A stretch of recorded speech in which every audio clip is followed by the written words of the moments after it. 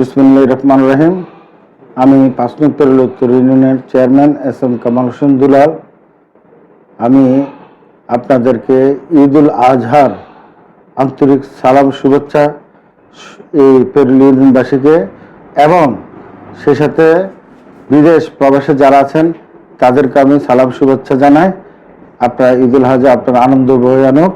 আমাদের মুসলমান যারা আমাদের ধর্মের ভিতরে ঈমান পরীক্ষা করার জন্য যে আজকে হজ, সেটা আপনারা জানেন ইব্রাহিম আলাইহিস সালামের সন্তান ইসমাঈল আলাইহিস সালামকে কোরবানি দান করতে গিয়ে পশু কোরবান দিয়েছেন।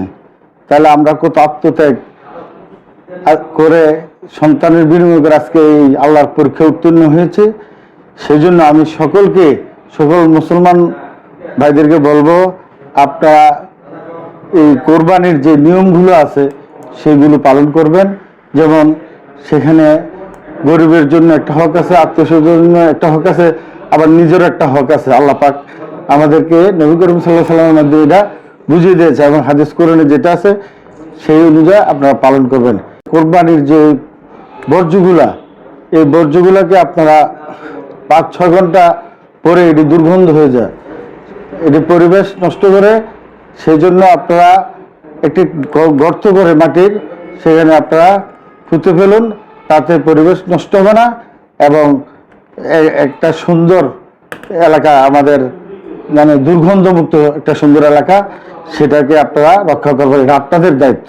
আমি চেয়ারম্যান হিসাবে বিগত 2-3 দিন আগে বিজিবির যে চাল সরকার দিয়েছে, আমি সুন্দরভাবে সঠিকভাবে 915 জনকে চাল দিয়েছি। তার সাথে আমিও একটু শরিক হয়েছি। আমি এই দুস্থ মানুষের জন্য আমি কিছু দান করেছি।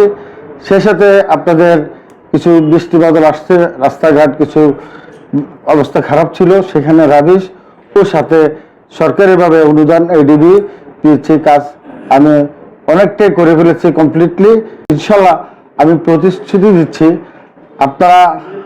আপনাদের সন্তান, আমি আপনাদের সন্তান হিসেবে কাজ করে যাব এবং আপনাদের প্রতিটি জায়গায় রাস্তাঘাট হতে গরিবের ভাতা, যেমন বিজিবির চাল, বয়স্ক ভাতা, বিধবা ভাতা, সকল কিছু সুন্দর সুশৃঙ্খলভাবে আমি এলাকাকে, আমার ইউনিয়নকে আমি সুষম বন্টন করে আমি আপনাদের ভবিষ্যৎ আমার জন্য দোয়া করবেন এবং আপনাদের জন্য আমি দোয়া করে মঙ্গল কামনা করে আমি আমার বক্তব্য এখানে শেষ করছি।